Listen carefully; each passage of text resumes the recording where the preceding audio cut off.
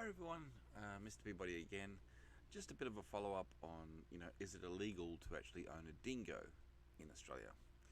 Um, so I've already told you that it's like it's a bit of a grey area. So yeah, you can actually have a dingo as a pet, but they actually don't list them as a dingo. so, um, but here's a thing that would actually interest people around the world. Is it legal for us to have a kangaroo or a koala as a pet? That is illegal. That is completely illegal.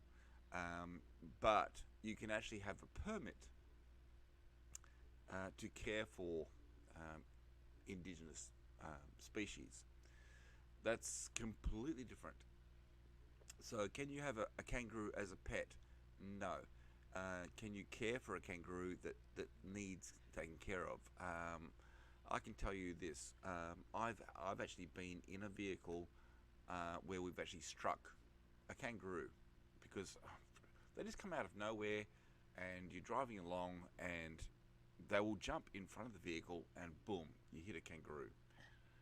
And what will happen is you'll have the male kangaroo and the female kangaroo. They'll both jump across the road together, and more than likely, the female kangaroo gets caught and she gets hit by the car.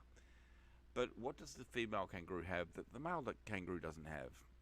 A pouch. What's in the pouch? A joey.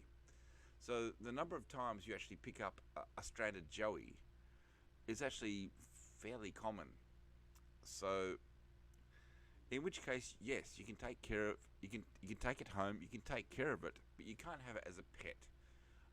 You can apply for a permit to maintain it, but for the most part, they require you to take it to a sanctuary or you know specialized places that deal with taking care of young kangaroos, young koalas. It's not something that people take home with them. Well, some people do, but they're not supposed to. But I mean, like, let's face it. If they're out in the middle of whoop whoop, as in like there's nothing else around, and they're taking care of a kangaroo, no one's going to complain. No one's going to say, "Oh, you can't do that." Uh, but the fact is, what a lot of people around the world don't actually realize is kangaroos actually come very close into urban areas. They're in urban areas. I mean, I could drive up the road and come across kangaroos, no problem. But so they're not far away. But once again, that's us encroaching into their habitat, not the other way around. So they've never moved. They've always been there. It's just that as we build more houses and urban sprawling, we go into their habitat, not the other way around. They're not coming into our habitat. We're going into theirs. So is it possible that you've got people with kangaroos as pets? Yes, but they definitely wouldn't mention anything about it. If you had a kangaroo as a pet, you wouldn't say anything.